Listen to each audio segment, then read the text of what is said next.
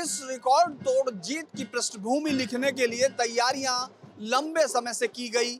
यहां तक कि जब मार्च में यूपी का चुनाव हुआ उसी वक्त ये तय किया गया कि अगर आज की स्थिति में चुनाव होते हैं तो पार्टी को किस सीट पर कितनी वोट मिल सकती हैं। पूरे 182 सीटों को ए बी सी 3 कैटेगरी में डिवाइड किया गया। ए में वो तमाम सीटें थी जहां बीजेपी 30,000 यानी 25 से 30,000 से ज्यादा से जीत सकती थी। दूसरी 20 कैटेगरी की गई जो 10 से 25,000 के बीच में, और सी वो जो 2,000 तक की सीट पर जीत सकती है। इस तरह की सीटों का आकलन किया गया। उसके बाद ये तैयार किया गया कि जो रस्साकसी की सीटें हैं यानी वो सीटें और सी सीटें जिनको ये माना गया कि यहाँ जीत तो सकती है लेकिन जीत का मार्जिन बहुत कम होगा, इस तरह की सीटों को अलग किया गया। लगभग 93 उस वक्त पार्टी को कहीं उनकी पेशानियों पर बल पड़े जब उनको लगा कि पार्टी जीत के इस लक्ष्य से बहुत दूर सरकार बनाने में भी दिक्कतें पेश आ सकती हैं।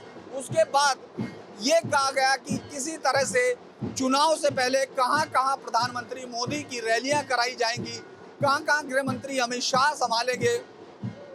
ए बी सी इस तरह से कैटेगराइज की गई कि सी सीटों पर सबसे ज्यादा असर डाला जा सके, बी सीटों पर ध्यान प्रधानमंत्री मोदी और अमित शाह दोनों में से एक जरूर पहुंचे, और ए पर प्रधानमंत्री मोदी ये वो सीटें थी जहां उन्होंने रोड शो के साथ बहुत बार कवर किया, यानी ए बी सी। इस तरह से पार्टी जब इस चुनाव के लिए वोटिंग से पहले थी तो लगभग 93 सीटों पर जीत सीधे तौर पर मानकर चल रही थी।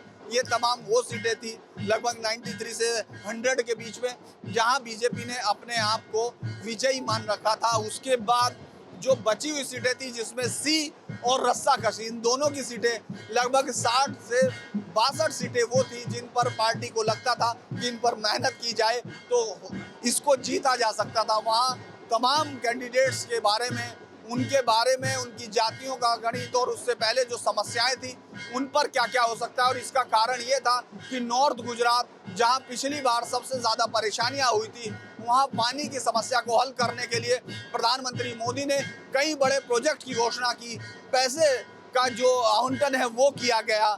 इसके बाद अलग क्षेत्र में अलग समस्याओं को अलग तरीके से निपटने के लिए लगातार न केवल घोषणाएं की गई बल्कि उनका क्रियान्वयन तक देखा गया।